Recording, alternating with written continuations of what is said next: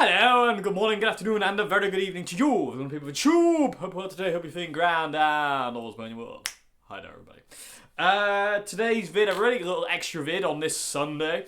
People have been asking me, can I do a video on what it was like to go to do the Andertons interview, and so that's what I'm going to talk about today. But bear this in mind that I don't remember much of the actual interview, and I don't remember much of the day. Well, I'll explain why in a bit.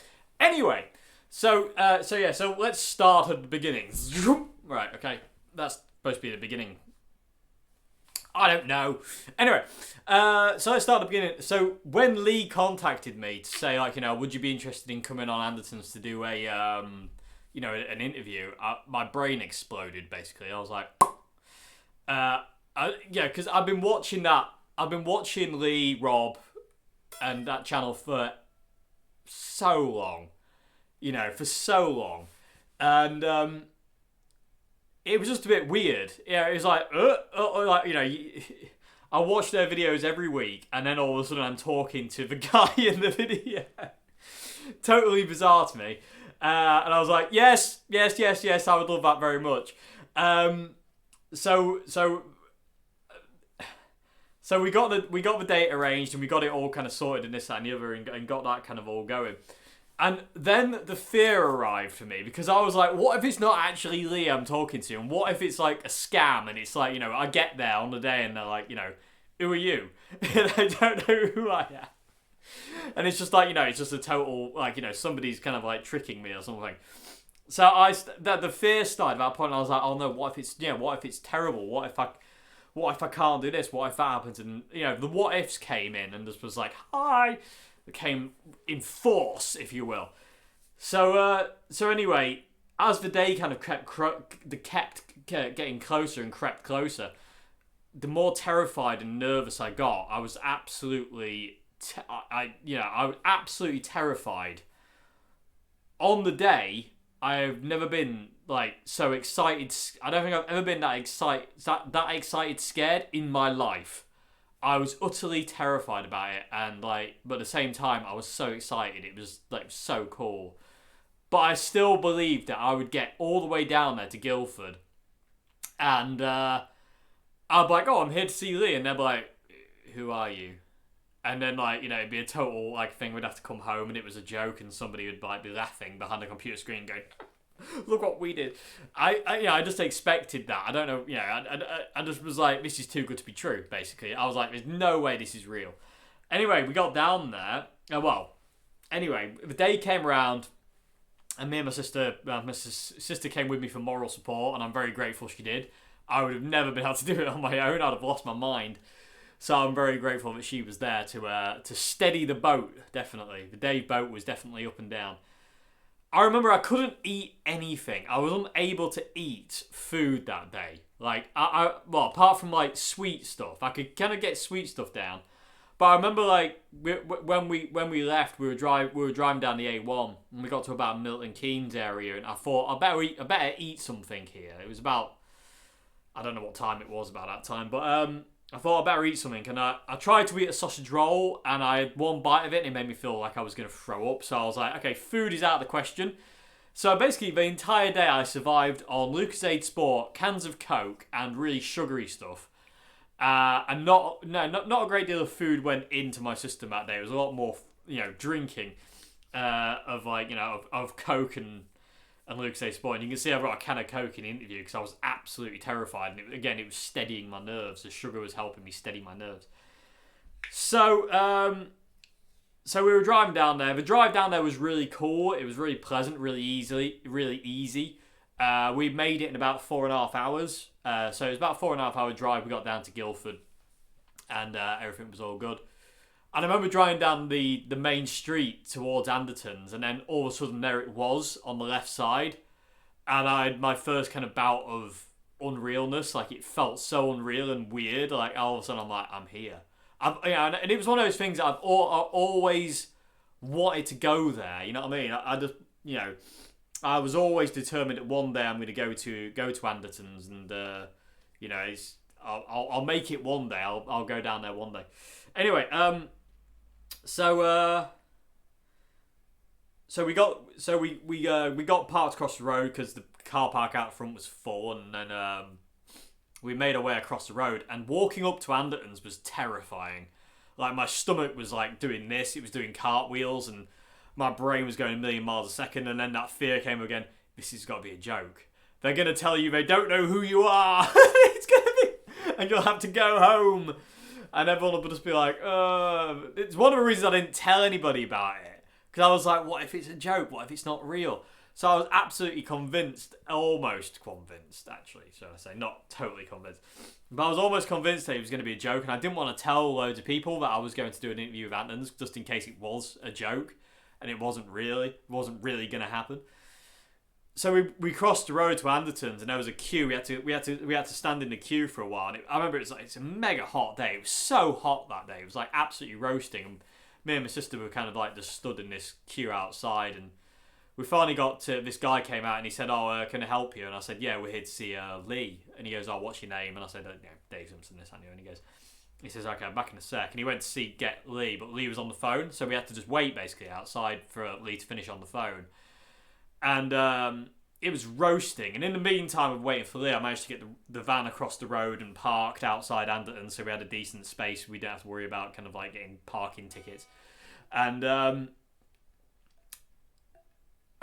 basically I was doing... I had gone into the back of the van because it was cooler, and I was just sorting stuff out. I was doing something. Anyway, my sister said, he's behind you. And I turned around and Lee was there, and I actually physically jumped. I went, ooh! It was like a jump scare.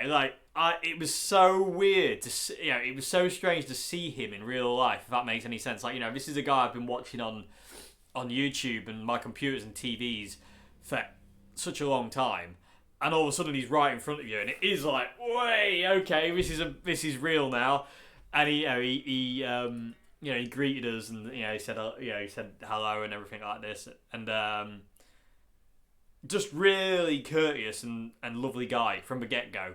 Lee was straight from the get-go, lovely human being.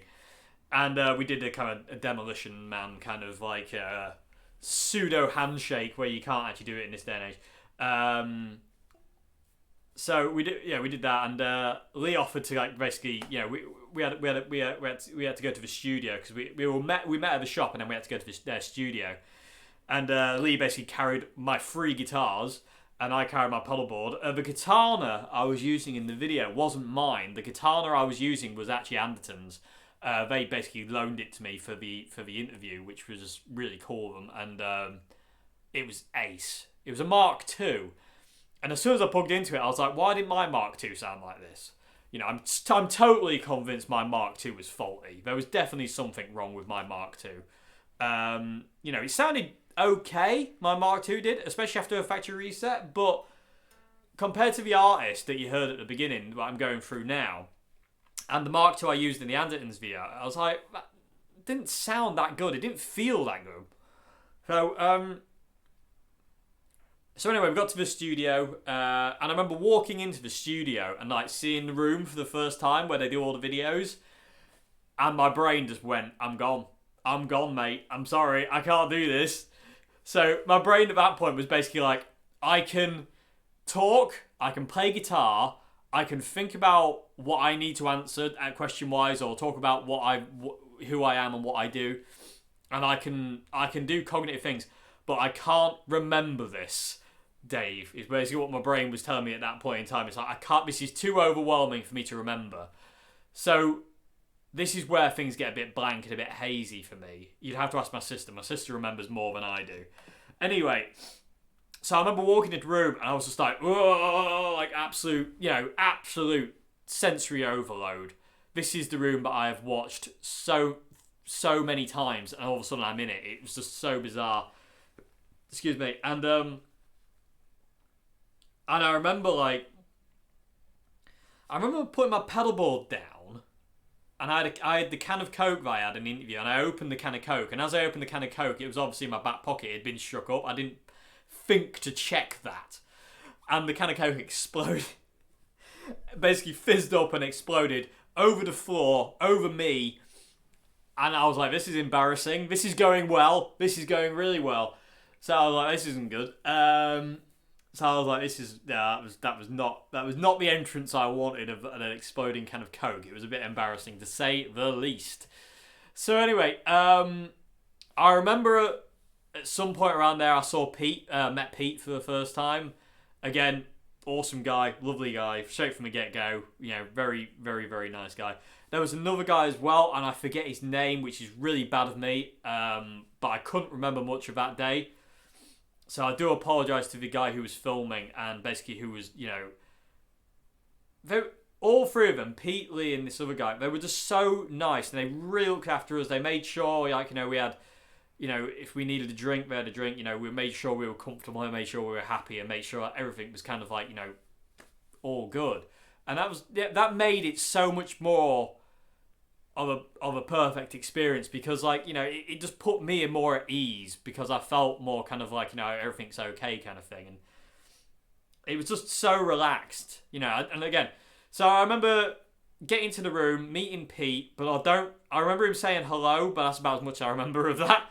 And then basically I kind of I'm guessing I just started setting things up. I don't really remember. I think I was talking to Lee about things. I think me and Top were talking to Lee about things, but I don't remember what we were talking about. I don't remember if that was even true, but I literally don't remember. I'm literally blanking out on it. So I remember setting my pedalboard up, and they'd put the katana there, and I was getting my pedalboard set up, and I do remember my initial thing was I couldn't get the amp to work, and I was like, oh no, this isn't good. And I was like, I don't want to say if the amp's bust or this and the other. So I just went kind of back into kind of think mode, right? Okay, just trace the lead. And I found the amp was working, and I found what it was basically one of the leads had come out of my looper slightly, and because the ditto looper needs both plugged in into the effects loop to work, if one of those leads comes out, it cuts off all signal. And I found it was just basically click it back in and it came alive, and I just basically dialed in my settings, acoustic mode on the katana with kind of quite a bit of mid, dialed in the reverb and everything like that, and then the sound was just there straight away, and I had no issues. I got it all dialed in really, really quickly. And then it's a blank again. I don't remember what happened from that point on. I remember putting on the lapel mic.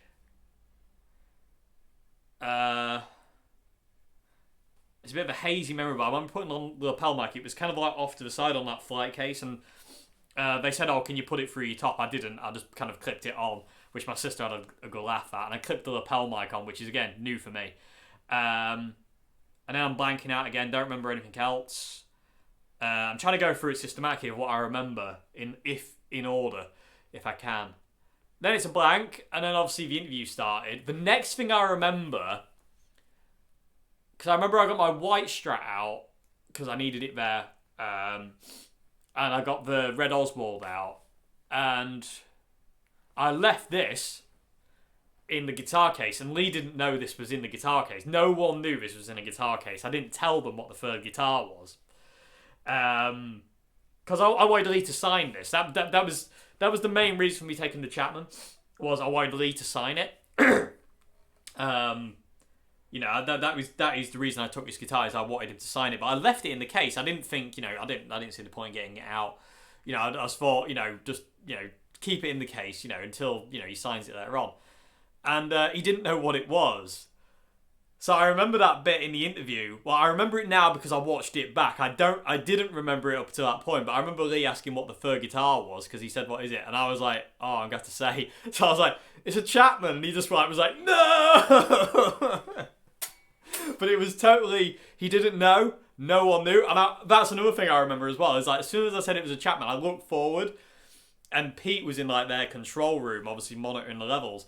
I just remember Pete's head popping up. Like, he was just looking straight at me kind of thing. So I was like, that was really funny. And then I'm blanking out. I don't remember my sister getting the guitar out and handing it to me. I remember it. I saw it in the video. When I watched it, I had to watch it back. And then it was the most bizarre thing to watch that interview back, because I don't remember any of it. And my sister handed me the guitar, but I don't remember that. Obviously it happened, but I don't remember that. I just remember like me having to say it was a Chapman, Lee going crazy and seeing Pete poke his head up in the thingy, and everyone was just like laughing. It was more funny.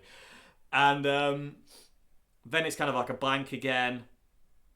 I've missed a bit out actually. Before that, there was a point where I had this weird moment where Lee was talking about something. I forget exactly what it was, but I had this weird moment where I thought I was gonna I was gonna lose my mind. I was gonna freak out, because what happened was I was sat there and Lee was talking, and all of a sudden it hit me. I was like, hang on a minute. I'm sat in. For some reason, Steve Vai kept coming up that day in my mind, and all of a sudden my brain went, hang on a minute. I'm sat in the same place Steve Vai sat. Probably on the same chair that Steve Vai sat on. And that made me nearly lose my mind. Like, I really kind of like, nearly lost it. I thought I was going to pass out or something at that point. It was like, there's no way. The adrenaline coursing through my system at that point in time, I wouldn't have been able to pass out if I wanted to. Or even my body wanted to. There was no way that was going to happen. But I was like, oh my God, in my brain. That was basically what my brain was doing the entire interview, was just screaming. Because it was just totally unreal. Anyway, so that was another thing, and then the Chapman guitar came out. Don't remember anything else. Don't remember the outro jam. I don't remember recording that. I don't remember how it ended. I don't remember anything I said. It's just like I say, it was like my brain was like, I can't remember this. It's just too much. It's too much. It's so overloading. So that was too much for me to get. And then I remember kind of like we finished the interview, and after about a minute or so of finishing the interview, I was like, I kind of came down to a bit more of a level, because I felt like, it was a bit of a sigh of relief kind of thing of like, got through it without me kind of like making, without passing out or hopefully making a fool of myself. I was terrified. The entire time for the interview coming out, I was like, what if I said something stupid? What if this and that? And again, what ifs. Master of what ifs. Anyway, so we finished the interview and I started to calm down a little bit more, but I still don't remember much of it. But I remember asking if I tried the PRS Silver Sky they had on the wall, the grey Silver Sky. To which I said, yeah, no problem. And I tried the Silver Sky out, and I actually tried it through Lee's setup. So we had a Victory amp and Lee's pedalboard. And I tried this Silver Sky guitar, because I've always wanted to try the Silver Sky, because it intrigues me. Being a Strat fanatic, I really wanted to know. So I plugged the Silver Sky in to Lee's setup, which was cool. I was so happy I got to kind of play through Lee's setup as well, which is really cool. And I really didn't want to like the Silver Sky, but I love the Silver Sky. The Silver Sky was a great guitar, and that really kind of like was like, I was expecting to not like it, because I don't really get on with PRS guitars, but I was playing that and I was like, this is a great guitar. I can't deny this is a great guitar. It sounded great, it felt great, it played great. It was just, I didn't like the colour. The colour was ugly. The colour was really ugly to me. I really don't like that colour. But the guitar itself was fantastic. It really was great. The pickups were amazing. Oh, it was good. It was really nice. And I remember Pete saying I've got to try his telecaster as well. So after I'd finished playing with the Silver Sky, I remember Lee coming through at one point. I was playing the Silver Sky through his setup, and he says, "You need to get a valve amp," he says. It just made me chuckle. And then I remember going back to the Katana, my setup that I had on a day to try Pete's telly, and I put Pete's telly in, and again, I can understand why people like Pete's telly. It's very, very nice. It's a really, really nice Telecaster. I had the same issue that I always had with Telecasters of banging my arm on it, and I find them really... I don't find Telecasters particularly comfy to play. You know what I mean? But it was a really lovely guitar. It sounded great, played great, felt great. It was just a really great guitar. It was really light as well. I expected it to be a lot heavier than it was. I found it to be really, really light. But it was just so nice to play and really comfy. And it sounded great. I played it very kind of like timidly and subdued because my sister was talking to Lee and Pete at this point. So I didn't want to kind of like just kind of like be wailing over the top of them talking. But it did feel great. And I got to play, you know, I was just messing around with that. And I said to my sister, I said, you're going to have to get a picture of me playing this Telecaster. And Lee said, hang on a minute. And Lee put his R8 Les Paul and Pete's white Strat next to me as well. And got that picture of me playing Pete's purple Tele with their guitars in front. It was just so cool. It was really kind of one of those things that, like, you know, you never expect anything like that to happen in your life. Because I was like, that's never going to happen. You know, I never expected to be invited to something like Andertons to have an interview. It never occurred to me. I thought that's impossible. That'll never happen. It's way beyond where I'll ever get. Way beyond. It'll never happen. But it did. But it was so unreal. The entire time I was there, it was so unreal. And it was so cool. And I don't remember much after that. I don't, to be honest. I don't remember packing down. I remember leaving because I took one last look at the room, and it was funny enough. It was the last look at the room was when I was kind of like, I could see it kind of through normal eyes, not kind of like hyper vigilant, kind of like, you know, over sensory overload kind of thing. As we were about to leave, I just looked around the room one more time, just like that, as we walked out the door, and that was like, okay, I've been here. That's cool. Because I have a picture in my head of where I was sat for the interview. I have a picture in my head. It's a still frame, basically picture of what it looked like looking out over there. Like, I can remember, like, my sister was over to that side, the guy filming was over there. There was you know, Pete was back there, and Lee was obviously there. You know, and I remember kind of what it was like, but it was just really. But it's not a moving picture, you know. It's literally like a snapshot. So I remember, like, we went back to the van, went back to the shop to get the van, and loaded stuff back in the van, and I was just in shock. You know, Pete and Lee came with us. You know, I think Pete carried my pedal board, Lee carried two of my guitars, and I carried one of my guitars. They were very, again, lovely guys, absolutely lovely guys. I could not fault them if I tried. Absolutely awesome human beings, absolutely awesome. They made it so much more easy because they were just lovely, like, people. It was so cool. It was so cool. So grateful to them all. I really am. And I remember we just loaded stuff back in the van, and I was just like, you know, said our goodbyes and stuff. And also, yeah, Lee did sign the guitar, and I'm really happy about that. So, yeah,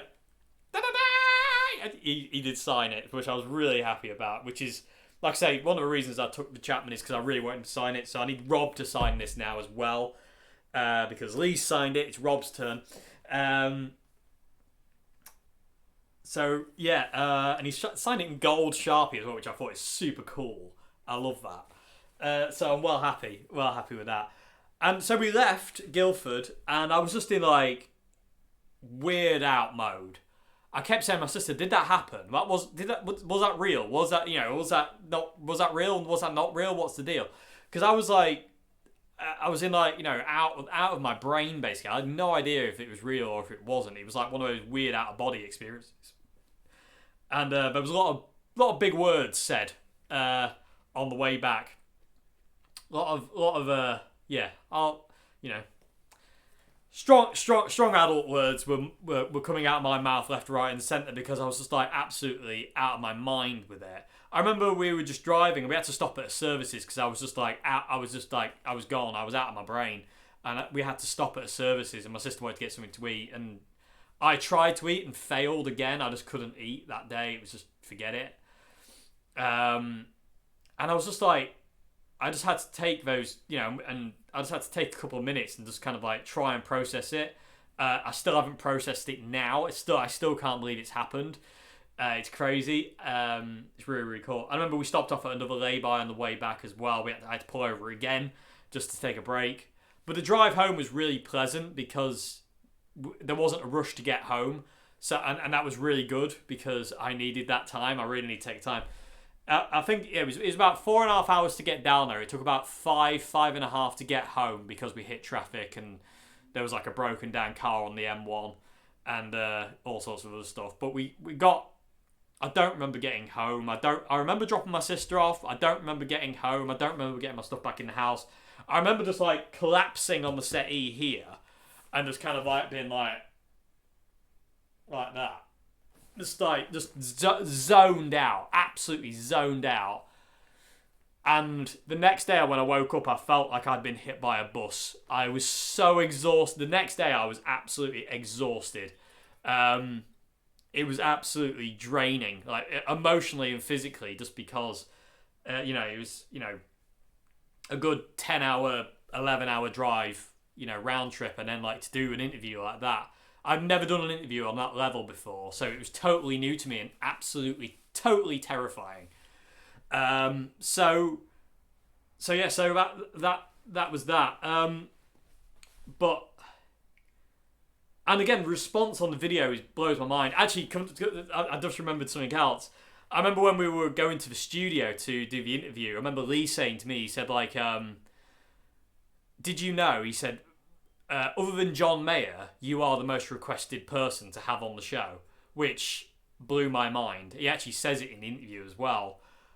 But I was like, what?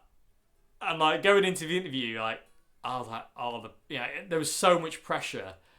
I was like, this has to be good. This has to be good. I remember saying to myself about the guitar solos, the intro, because I knew we were gonna. This was like on the way down there. I was thinking to myself, like, what am I gonna play? And my brain was just like, not my brain. My entire being was just saying, just go for it.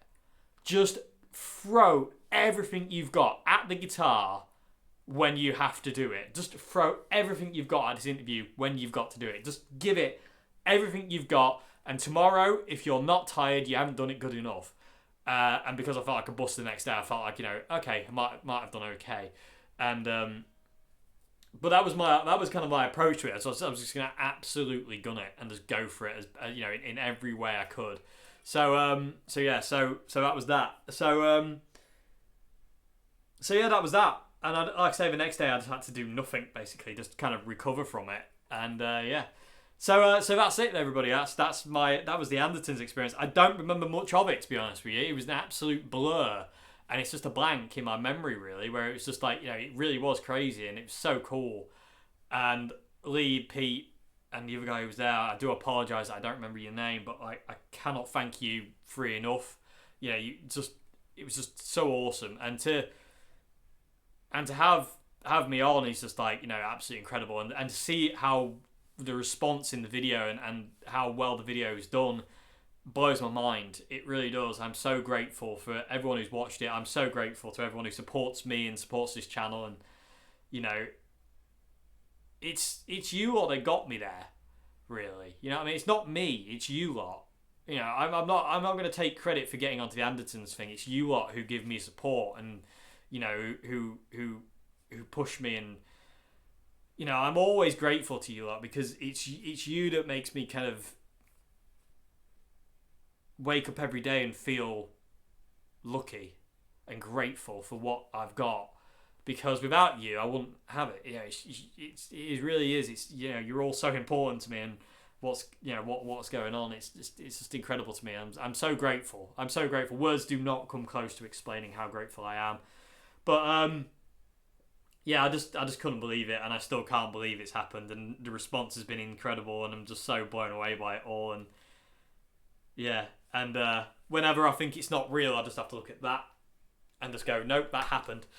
It's so cool. It's so cool, and I just can't believe it. It's so incredible. So anyway, there you go, everybody. That's my Andertons experience. That's what it was like. And again, like I said, I do apologise. I wish I could mention more, but I honestly don't remember much of it. It was it's a blank in my mind, really. Anyway, I hope this video has been okay. I hope it's kind of like, anybody who wanted to know, I hope, please, there's something about it, something you can kind of take away from it. But it was just such an amazing experience, but it was just so overwhelming it was just like so kind of like sensory overload that like I don't, I can only do so much. Maybe I'll do another video of this one day, and we'll talk to my sister as well about it and see what she can remember. But yeah, so because it was just absolutely crazy for me. So so yeah, anyway, so that's it, everybody. So I hope you enjoyed this vid, and I will see you again tomorrow for another one. Have a great one. Until then, have a great morning, afternoon, good evening, and can't believe that happened. Anyway, thank you very much, everybody. See you later. Goodbye now. Thank you.